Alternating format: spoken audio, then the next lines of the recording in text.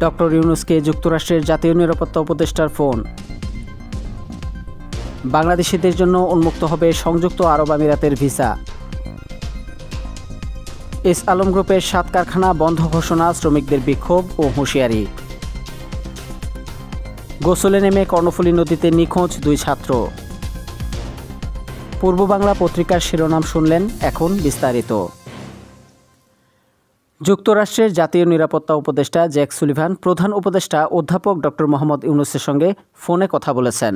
Phone আলাপে বাংলাদেশের বর্তমান চ্যালেঞ্জগুলো মোকাবিলায় যুক্তরাষ্ট্রের অব্যাহত সমর্থনের কথা উল্লেখ করেন সুলিভান। এছাড়া বর্তমান চ্যালেঞ্জিং সময়ে বাংলাদেশকে নেতৃত্ব দেওয়ার জন্য ডক্টর ইউনূসকে ধন্যবাদ জানান তিনি। স্থানীয় সময় সোমবার হোয়াইট হাউসের ওয়েবসাইটে প্রকাশিত এক বিবৃতিতে ফোন আলাপের বিষয়টি জানানো হয়েছে। বিবৃতিতে বলা হয়েছে, জাতীয় নিরাপত্তা উপদেষ্টা জ্যাক সুলিভান আজ বাংলাদেশের অন্তর্বর্তী সরকারের প্রধান উপদেষ্টা মোহাম্মদ ইউনূসের সঙ্গে কথা বলেছেন।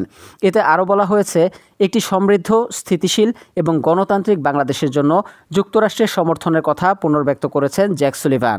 এছাড়া বাংলাদেশে যেসব চ্যালেঞ্জের সম্মুখীন হয়েছে সেগুলো মোকাবিলায় যুক্তরাষ্ট্রের অব্যাহত সমর্থনের কথাও উল্লেখ করেছেন তিনি।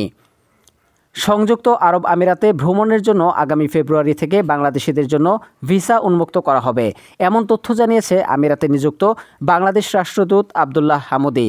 রাষ্ট্রদূত আবদুল্লাহ হামুদি জানান, জানুয়ারি থেকে ফেব্রুয়ারির মাঝামাঝি সময়ে ভিসা জটিলতা দূর হয়ে যাবে এবং বাংলাদেশিদের জন্য বিভিন্ন ধরনের ভিসা, বিশেষ করে ভ্রমণ ভিসা উন্মুক্ত করা হবে।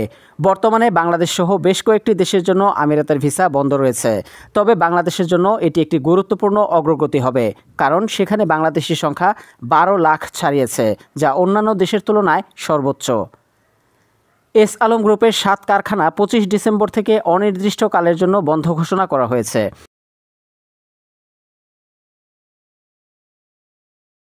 আজ বুধবার 24 ডিসেম্বর এস আলম গ্রুপের মানব সম্পদ ও প্রশাসন প্রধান মোহাম্মদ বোরহানউদ্দিন স্বাক্ষরিত এক অফিস আদেশে গ্রুপটির এই কারখানা বন্ধের বিষয়টি জানা যায়।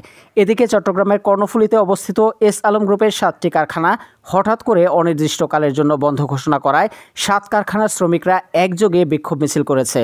এ সময় তোপের মুখে অফিস কক্ষ ছাড়তে বাধ্য হয় অফিস কর্মকর্তারা। 24 ডিসেম্বর দুপুর 2টায় হঠাৎ করে কারখানা কর্তৃপক্ষ 25 ডিসেম্বর থেকে 7টি কারখানা অনির্দিষ্টকালের জন্য বন্ধ ঘোষণা করলে বিক্ষুব্ধ হয়ে পড়ে শ্রমিকরা। রাঙামাটির কাপ্তাই উপজেলার শিলছড়ি সীতারঘটস্থ কর্ণফুলী নদীতে গোসল করতে নেমে 2 ছাত্র নিখোঁজ হয়েছে। মঙ্গলবার দুপুর 1:30টার দিকে উপজেলার চিতমরম ইউনিয়নের সীতারঘাট এলাকায় এ ঘটনা ঘটে। কাপ্তাই থানার ভারপ্রাপ্ত কর্মকর্তা ওসি মোহাম্মদ মাসুদ এ তথ্য নিশ্চিত করেছেন। তিনি বলেন, আমি এখন ঘটনাস্থলে আছি। তলিয়ে যাওয়া 2 পর্যটক এখনও নিখোঁজ রয়েছেন, তাদের উদ্ধারে কাজ চলছে। তলিয়ে যাওয়া 2 ছাত্র হলো প্রিয়ন্ত দাস ও শাওন দত্ত। ঘটনার বর্ণনা দিয়ে তাদের বন্ধু সালমান আহমেদ জানান, তারা 9 জন একসাথে রাঙ্গুনিয়া উপজেলার চন্দ্রঘোনা মিশন ঘাট থেকে একটি বোট নিয়ে কাপ্তায়ে ভ্রমণে আসে। এরপর কর্ণফুলী নদীর চিতমরম সীতারঘাট আসার পর 9 জনের মধ্যে 4 জন নদীতে গোসল করতে নামে। 2 জন উঠতে পারলেও প্রিয়ন্ত দাস ও শাওন দত্ত কর্ণফুলী নদীতে তলিয়ে যায়।